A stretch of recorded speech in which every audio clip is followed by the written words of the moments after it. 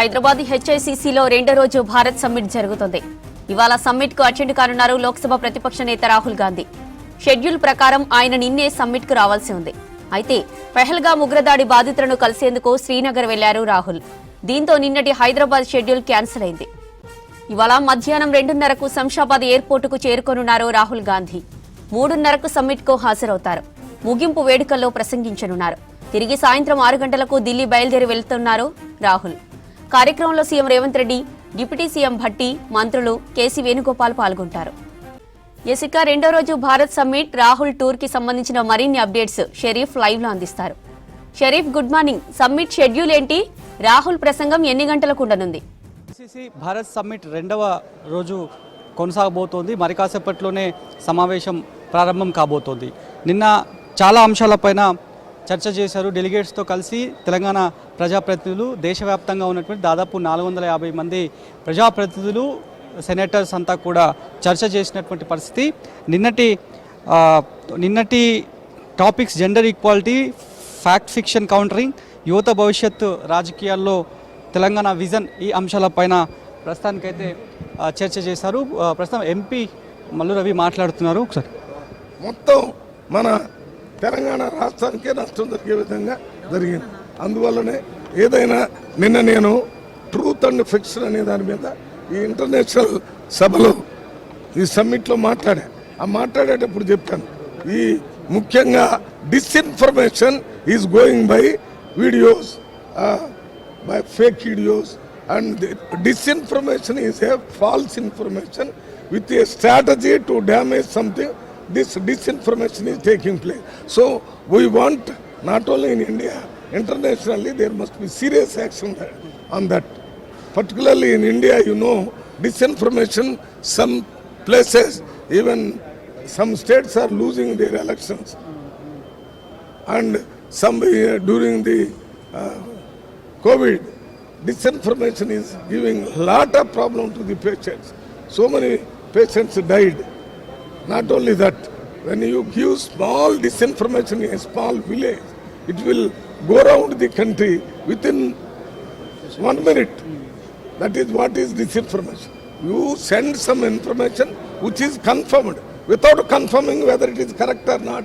If anybody sends, then that will have a negative impact on the system. That is where we are against. That is what I told yesterday. There must be rules.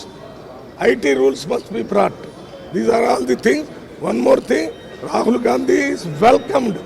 Rahul Gandhi is welcomed by Telangana because Rahul Gandhi, 1 minute. Amma, తీసుకున్నాం. అది తీసుకున్నా ఇది కదా తొందర ఇక్కడ పెట్టది.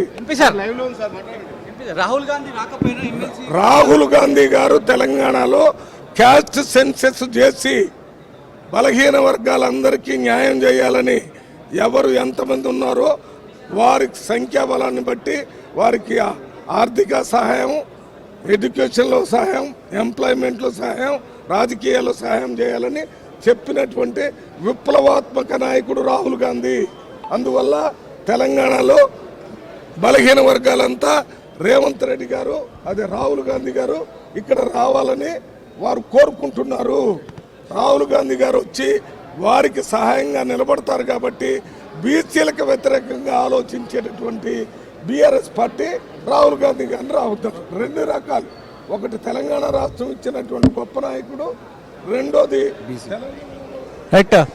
రాహుల్ గాంధీ 2:30 నిమిషాలకి ఆయన శంషాబాద్ ఎయిర్పోర్ట్కి చేరుకుంటారు. 3:30 హెచ్ఐసిసి ఇక్కడి వేదికకు చేరుకుంటారు. తర్వాత ఇక్కడ సమావేశం ముగిసిన తర్వాత ముగింపు సమావేశం రెండవ రోజు భారత్ సమ్మిట్కి సంబంధించి ఉంటుంది. ఆ తర్వాత 6 గంటలు ఇక్కడ నుంచి మళ్ళీ రాహుల్ గాంధీ రిటర్న్ వెళ్తారనే షెడ్యూల్ ఉంది. వాస్తవానికి నిన్ననే షెడ్యూల్ ప్రకారం, ముందుగానే ఖరారు చేసినటువంటి షెడ్యూల్ ప్రకారం నిన్న రాహుల్ గాంధీ రావాలి, భారత్ సమ్మిట్లో ఆయన ప్రసంగం ఉండింది. కానీ కశ్మీర్ ఉగ్రదాడిలో ప్రాణాలు కోల్పోయినటువంటి బాధిత కుటుంబాలను రాహుల్ గాంధీ పరామర్శించారు. దాని కారణంగా ఇవాళకి షెడ్యూల్లో మారింది అనేటువంటి విషయాన్ని అయితే కాంగ్రెస్ వర్గాలు చెప్తున్నాయి. ఇవాళ టాపిక్ చూస్తే తెలంగాణ ప్రభుత్వ పాలసీ ఎజెండా ప్రధానంగా పెట్టనున్నారు. గిగ్ వర్కర్స్ పాలసీ పైన చర్చ ఉండబోతోంది. జూపల్లి కోమటిరెడ్డి వెంకటరెడ్డి మాట్లాడతారు. విభజన రాజకీయాలు అధిగమించడం ఎలా అనేటువంటి టాపిక్ పైన దామోదర్ రాజనరసింహ మాట్లాడతారు. పర్యావరణ సమతుల్యతపై తుమ్మల మాట్లాడబోతున్నారు. ప్రపంచవ్యాప్తంగా ఉన్న ఆర్థిక అసమానతలపై ఉప ముఖ్యమంత్రి భట్టి, ఎంపీ అనిల్ యాదవ్ మాట్లాడతారు. ప్రపంచవ్యాప్తంగా ఉన్నటువంటి శాంతి భద్రతలపైన ఉత్తమ్ కుమార్ రెడ్డి గతంలో సైన్యంలో పనిచేసినటువంటి ఎక్స్పీరియన్స్ ఉంది కావడంతో ఆయనకి ఈ అవకాశంని ఇచ్చారు. ముగింపు సమావేశంలో పలు తీర్మానాలు ఉంటాయని చెప్పి ప్రస్తుతానికైతే కాంగ్రెస్ పార్టీ చెబుతోంది.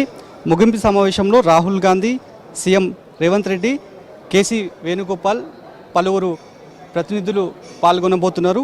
ఆ తర్వాత డెలిగేట్స్ అందరినీ తీసుకొని ఇక్కడ నుంచి ఇందిరాశక్తి భవన్కి వెళ్తారనేది షెడ్యూల్ అయితే ఉంది. సో చాలా అంశాలపైన మాట్లాడుతున్నారు.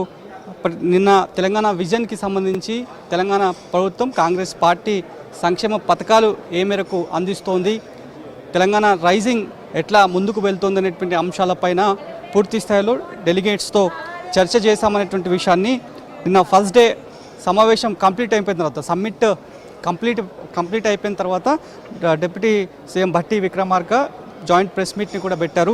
ఏ అంశాలపైన ప్రధానంగా భారత్ సమ్మిట్ని ఏర్పాటు చేశాము, ఎట్లా తెలంగాణ ఇమేజ్కి గ్లోబల్గా ఏ రకమైన ప్రమోషన్స్ రాబోతున్నాయనేటువంటి అంశాలపైన ఆయన చాలా స్పష్టంగా చెప్పినటువంటి పరిస్థితి.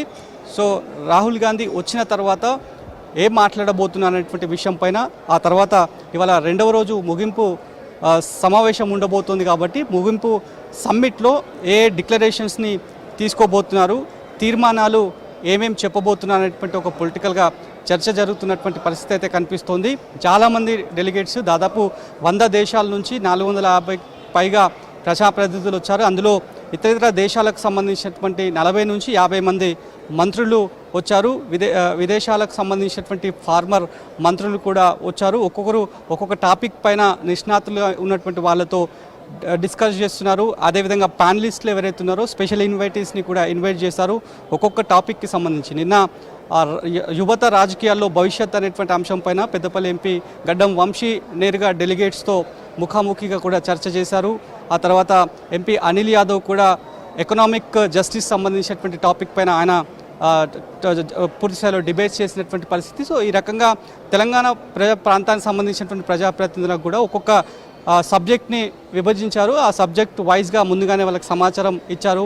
ఆ సబ్జెక్ట్కి సంబంధించి ఎక్కడ ప్యానెల్ ఉంది అనేటువంటి అంశాలపైన ముందుగానే సమాచారం చేరవేశారు. సో దాని ప్రకారమే పూర్తి స్థాయిలో ఈ యొక్క భారత్ సమ్మిట్కి సంబంధించినటువంటి ప్రాసెస్ని అయితే పూర్తి చేస్తున్నటువంటి సిచ్యువేషన్ అనేది కనిపిస్తోంది. ఇక శంషాబాద్ ఎయిర్పోర్ట్కి రాహుల్ గాంధీ 2 గంటల 30 నిమిషాలకు చేరుకోబోతున్నారు. అక్కడ నుంచి రోడ్డు మార్గం గుండా హెచ్ఐసిసికి చేరుకుంటారు. కాబట్టి ఇప్పటికే పోలీసులు, ట్రాఫిక్ పోలీసులు, లా అండ్ ఆర్డర్ పూర్తి స్థాయిలో అప్రమత్తం అయ్యారు. హెచ్ఐసిసి ప్రాంగణం అంతా కూడా జల్లెడపడుతున్నారు. డాగ్ స్క్వాడ్, బాంబ్ స్క్వాడ్తో పూర్తి స్థాయిలో తనిఖీ చేస్తున్నటువంటి పరిస్థితి కనిపిస్తున్నాయి. డెలిగేట్స్ కూడా చాలామంది వస్తున్నారు. At the same time Rahul Gandhi కూడా ఢిల్లీకి సంబంధించి అగ్రనేత నేతలందరూ కూడా వస్తున్నారు. కాబట్టి దాన్ని దృష్టిలో ఉంచుకొని పూర్తి స్థాయిలో సెక్యూరిటీని కూడా హైలైట్ చేసినటువంటి పరిస్థితి. సో మనం చూడొచ్చు ఈ రకమైనటువంటి కళాకారులను కావచ్చు, ఈ నేతకారులు ఈ రకంగా ఇక్కడ ఎక్స్పోజ్ చేస్తున్నారు. సో పూర్తి స్థాయిలో సెక్యూరిటీని అంతా కూడా హైలైట్ చేసినటువంటి పరిస్థితి అయితే కనిపిస్తోంది. మరి ముగింపు సమావేశం ఏ రకమైనటువంటి డిక్లరేషన్స్ ఉంటాయనేది మాత్రం ఒక చర్చనైతే జరుగుతుంది. Vote studio.